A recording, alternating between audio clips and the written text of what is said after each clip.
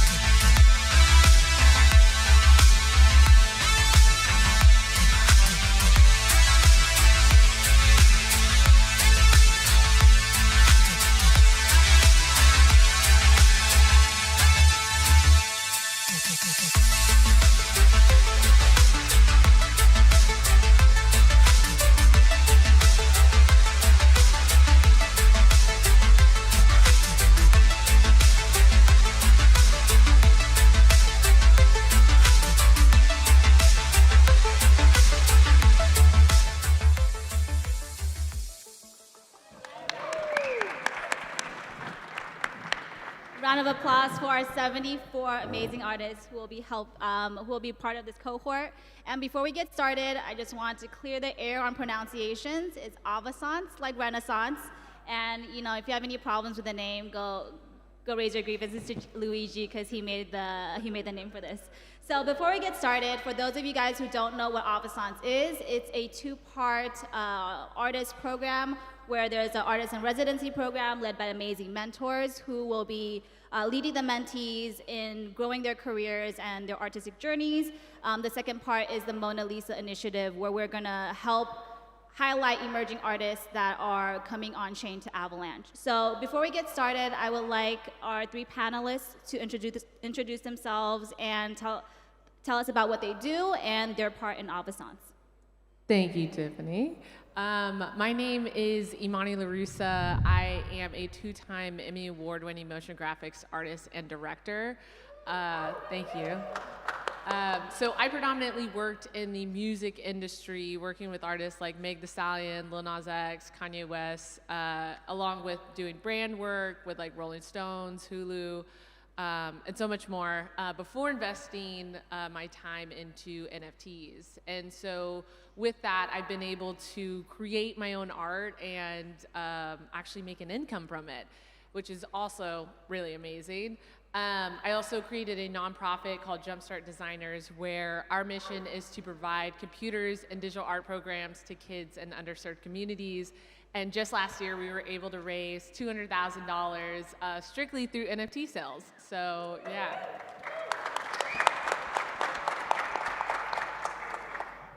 Thank you, Tiffany. My name is Ludovica Rossi, and I direct Gallery of Crypto Art. We are a consulting company and product development company, as well as a creative studio. My background comes more from traditional art, and it's still part of my present in reality.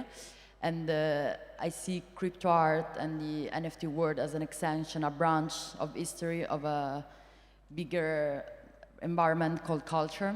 So for me, this is just a way to experience different forms of art, different minds, and put my past experience and this present one together. And I'm part of the Avaissance program because we're building an incredible project alongside with my team, who's formed by Colmer Bell, Shivani Mitra from Museum of Crypto Art, and Philippe Bacchus, and other incredible people.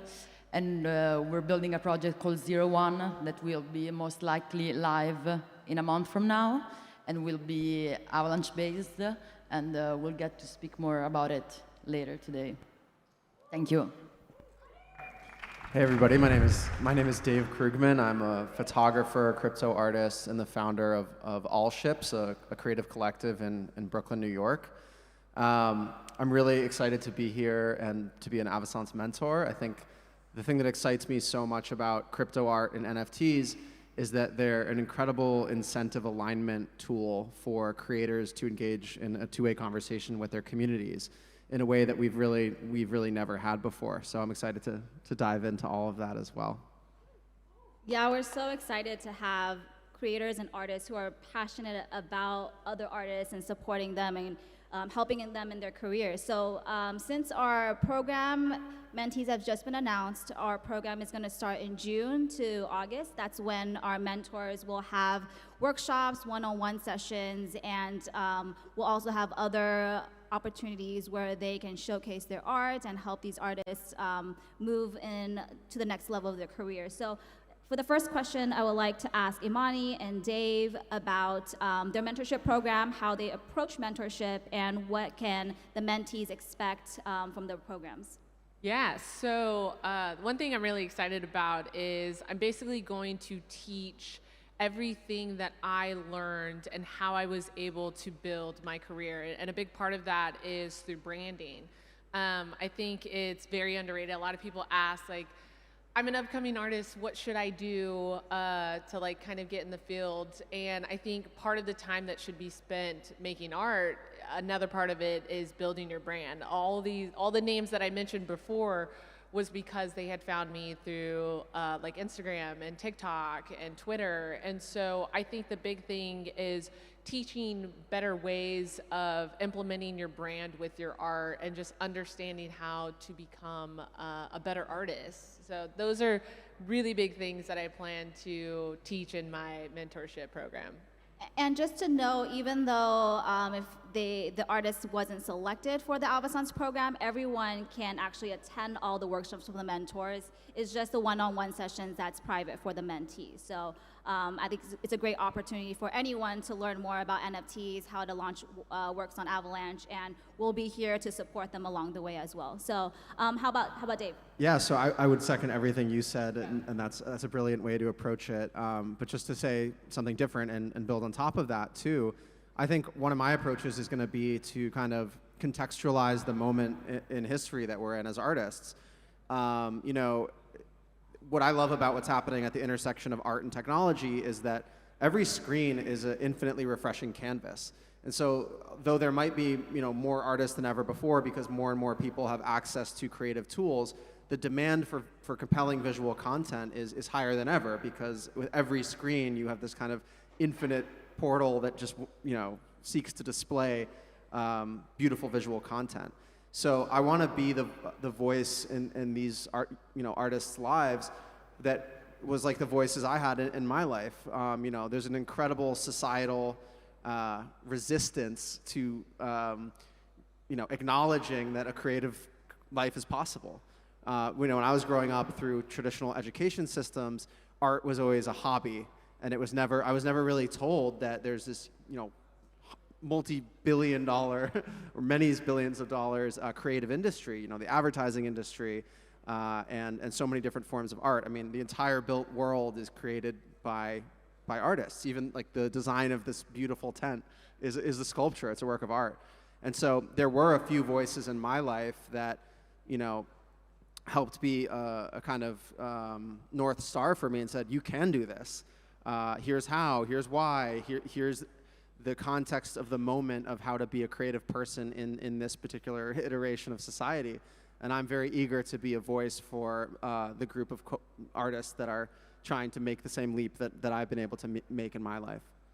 And it's interesting that both of you guys talked a little bit more about community, so I wanted to kind of explore that a little bit more, just because I think now we still have that differentiation between artists versus NFT artists. I think we're close or working towards them just being artists and leveraging NFTs as a way to, you know, build community and create their super fans. So to the artists, but also Ludovica, how do you guys approach building community in the current state of NFTs, and how can these mentors leverage that to their own, for their own careers?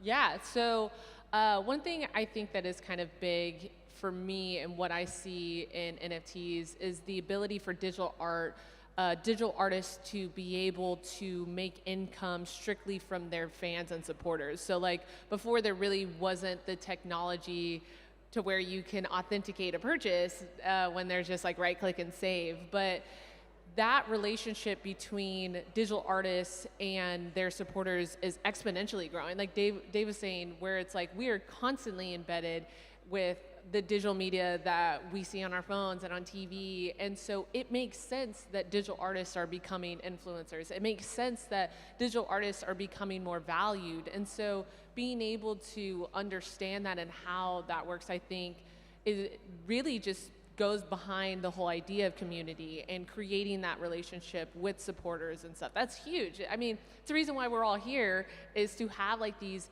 in-person events with people and to have these conversations, because it really does mean a lot in this space. So Yeah, that's so well said. And I think that basically how I try to explain this to people who aren't embedded in this system yet is that there's a really interesting kind of analogy between blockchain technology and art. And I think that one of the key things that I've realized over the years is that all value is rooted in community. Like if you have $1 billion, but you're on an island with nobody else, like you'd much rather have like, you know, a chocolate bar, right? So money is a way that we move value through space and time. And tokens are another way, you know, tokens act the same way. Money is a token, and art can be a token too. So what that does is it creates this incredible community layer where if you want to thrive as an artist in an interconnected social space, then you need to basically build a consensus mechanism in your community saying, we are all of the consensus that this art is valuable, that these ideas are valuable. And you know, the bigger the size of the consensus mechanism you can create within your, you know, community, the more valuable those assets are going to be. And if you are clever about scarcity and supply and storytelling, you can, you know, continue to increase the value of being a participant in that community. And that NFT is your key, your kind of access token into that community. So community is really at the center of everything we do in these interconnected online art spaces. Do you have an example of your collections that you use Rarity or what you're talking about to build that consensus? Yeah, so you know, I've built very intentionally projects that kind of scale up as interest in my ecosystem scales up. So my latest and widest iteration of that is a project I did called Drip Drop. And you can look this up. It's on my Twitter, et cetera. But basically, I wanted to welcome a much larger community, and so I created 1,111 tokens. And those tokens are all one-of-one photographs of rain hitting puddles in Times Square in torrential downpour. And it creates this really, what I think is a very beautiful abstract art project. And they all have uniqueness, but they all fit a coherent set.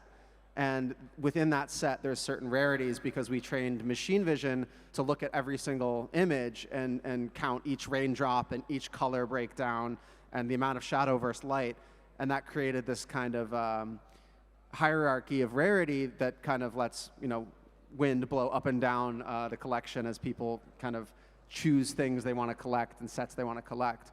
And the advantage of this is that I have, you know, 550 unique holders of this project who, you know, because they hold this token, our incentives are aligned. They want to see me win. I want the project to succeed so that their investment in me is you know, a good investment.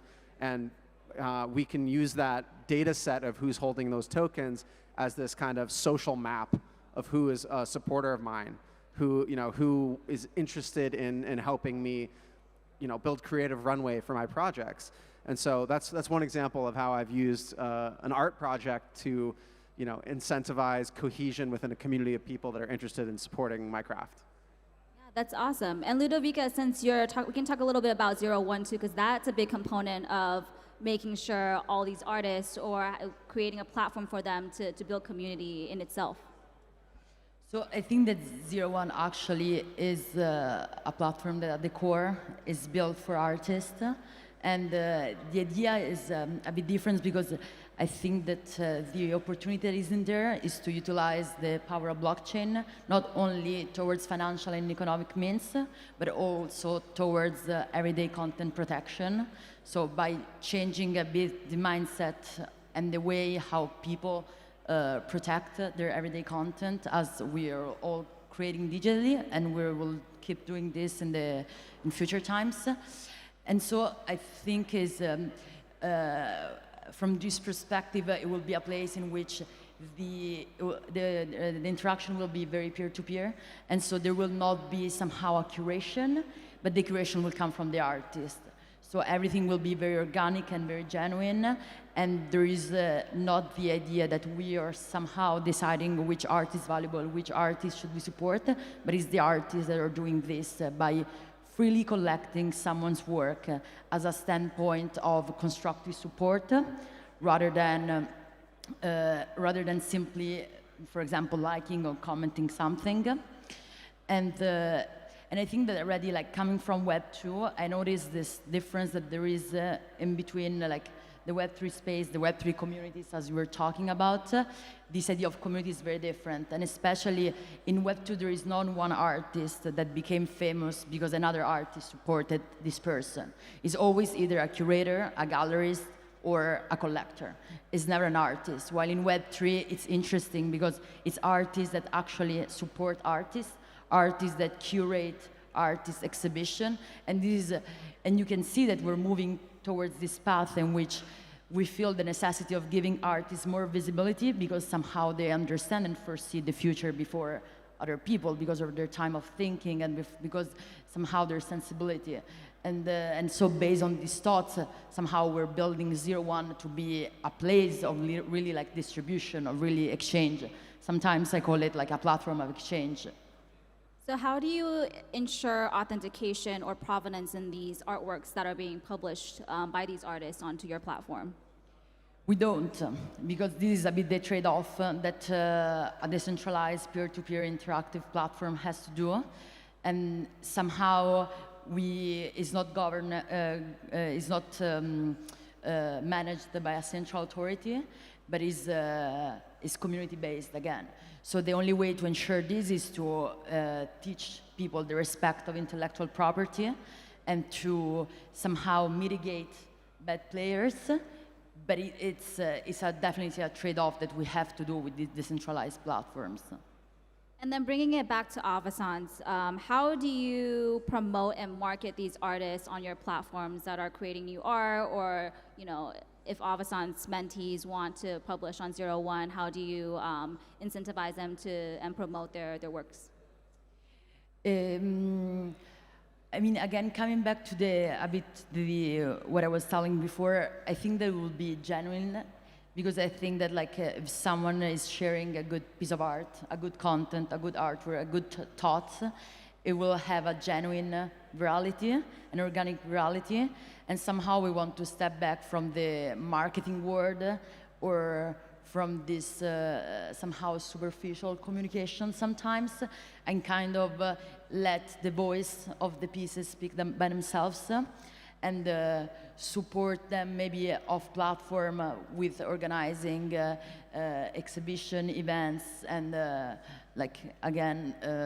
gatherings in which there is actually a more one-on-one connection instead that a marketing connection. That's awesome.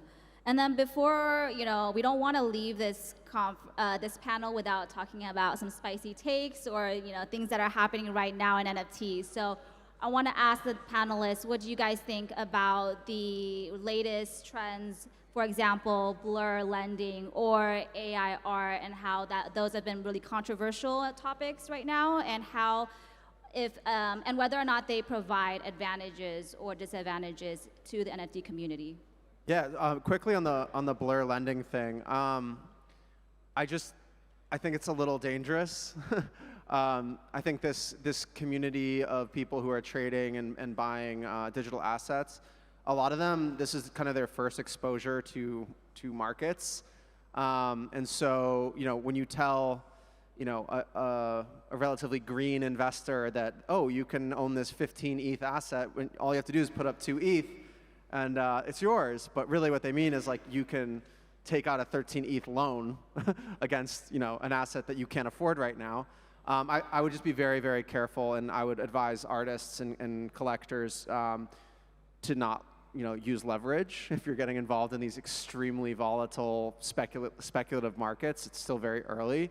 So that's my 2 cents on that. Regarding AI art, I love AI art. I think it's it's one of the most powerful creative tools that I've ever seen emerge. I honestly can't believe how far it's come in such a short amount of time. And I think since we have just a little bit of time to discuss this, the one point I'll say is that I believe the speed and accuracy of these neural networks, Midjourney is a great example.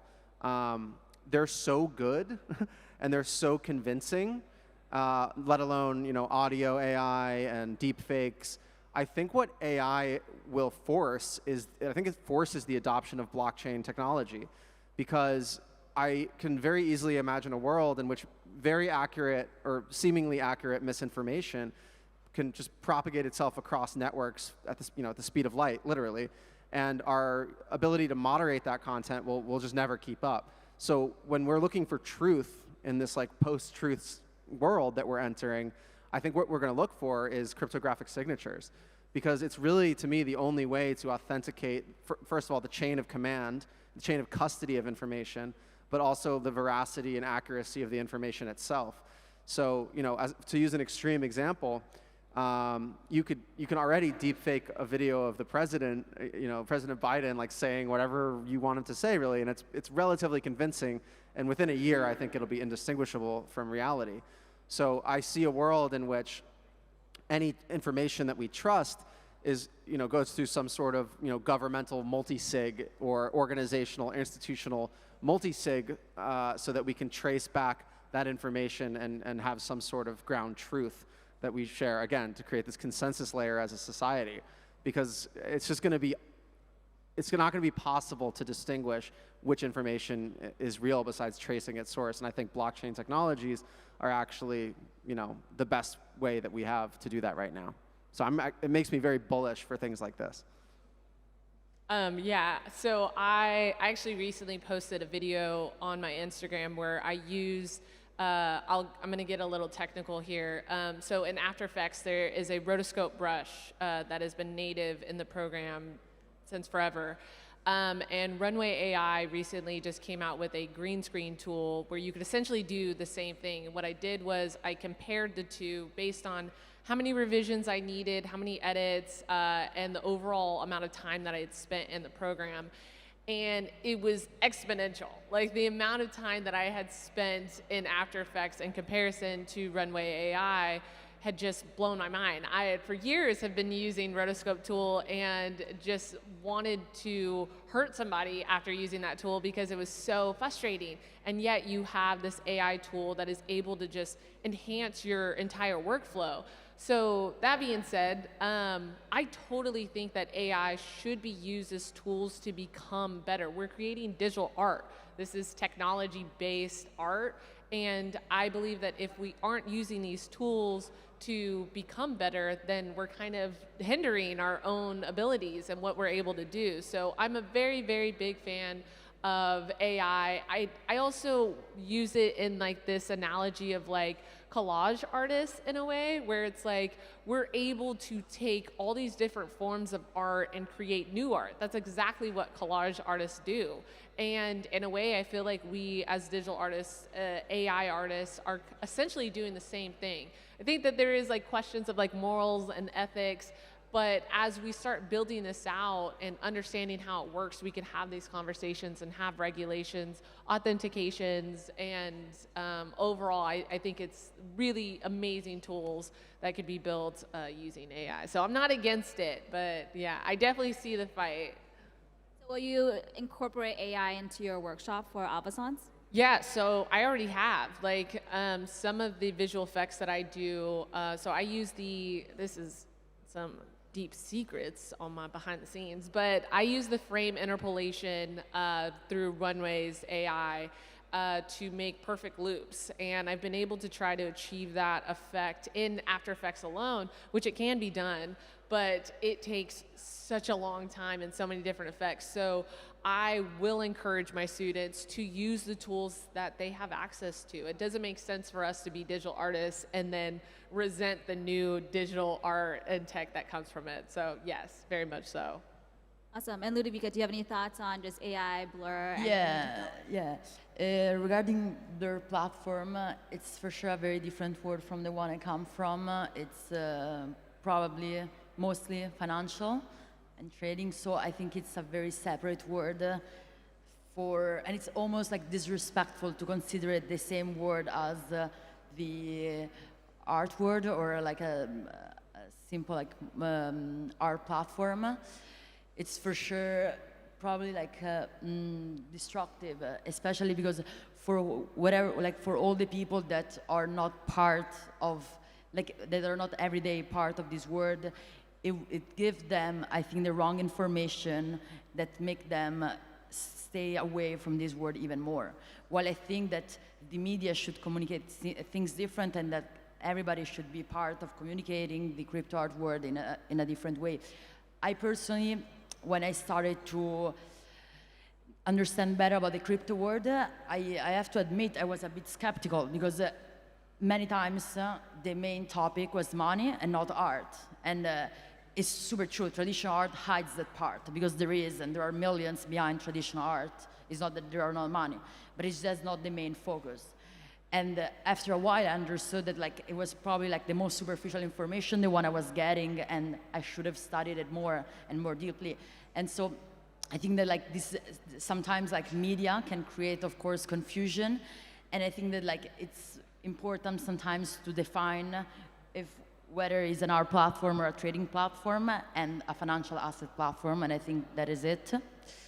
And regarding AI, I personally love creating creative coding and AI art. I found it super interesting, and I'm learning so much by having artists explaining me how do they reach to the output, especially when there is a whole work and a whole study behind the model they're creating. Of course, as everything, as also internet, social media, everything has pros and cons. And my only cons that I can see is in the immediate information. I think that like younger generations are starting to adapt themselves to think less. And this is maybe not a tool, not so much regarding art, but maybe regarding, for example, like ChatGPT or this sort of information, despite we grew up with the internet. But you know, like you can say that before there was a dictionary, then there was the internet, now there is ChatGPT. I think that age constraint is important because I still think that training your brain to think, to critically analyze something, and then to have an output instead of a machine giving you immediately the output, it's super important as humans continue to grow up. But for the rest, I think it's a technology that we should endure, and it's an incredible tool, even for fast learning in most cases, which should be present in everyone's life. Did you have something you wanted to add, Dave? I was just going to say that, again, in a world where you can make beautiful imagery with a click of a button with AI, NFTs are a token of a relationship between two individuals, or an individual in a wider community. And so, you know, that token of the relationship becomes so much more important in a world that's just full of beautiful aesthetic imagery that isn't really rooted in a human being necessarily. So I think that it's really great. Like, I just think the rise of AI coinciding with the rise of blockchain technology is just, it's really a very fascinating dynamic. I'm really interested to see how it unfolds. Awesome. And in the interest of time, any last words for each of our panelists about, you know, Avaissance, what you guys hope to achieve once this cohort has completed the program? Yeah, I'm just so excited. I'm a huge advocate for just trying to teach and show everything that I know. So to be able to have the opportunity of being a mentor and actually spend the time to invest into that, I think is so amazing. And I mean, I've told you this, it's something that I don't see a lot of big brands doing, where they're taking the time to make sure that people are learning and educating and taking words from experts. Like, I think it's a very beautiful thing, and definitely should take note of it. So yeah, thank you so much. No, I'm very excited because for me it's very interesting that Avalanche as a blockchain has understood the potential of art. And this is probably the first year that art is mentioned in an Avalanche program, in the Avalanche Summit. And so I think that moving forward, like to understand like where we can go, leveraging your guys, like the technology and the incredible minds that we have with us is actually something super interesting that I'm looking forward to. Yeah, I mean, I think it's a brilliant program, and I'm honored to be involved in it. And I think the reason I am so excited about it and why I think it's such a smart thing you guys are all doing is because, you know, culture is really what moves the needle. And I think that, you know, if you look back a few years at cryptocurrencies and blockchain, it was lacking this like creative spirit. And actually, I'll quote Colborn up here in the front row. When in 2020, when I first started minting my work on blockchain, I was hosting a clubhouse room with him, and he said that you know, NFTs were crypto art was a hack to onboard the most creative people in the world to blockchain technologies, and I think that that's true. And I think that what we've seen over the past couple years as the artists get in the mix is this beautiful, you know, overlap of a Venn diagram where there's culture and art and technology and development, and then in the center is where all the really exciting things are happening. And I think it's going to change the world forever. This ecosystem has already changed my life as a creative for the better, and it's allowed me to decouple my creativity from commercial interests in a way that I've just never been able to do before. And you know, it's freed me to the point where I can go out and take 1,000 pictures of puddles in Times Square, and make my crazy art project that no brand would ever, you know, want to throw weight behind. So I'm very eager to continue to go down this path with you guys, and again, honored to be included. Awesome, and thanks everyone for attending this panel, and a round of applause for our panelists. Thank you guys. Thank you.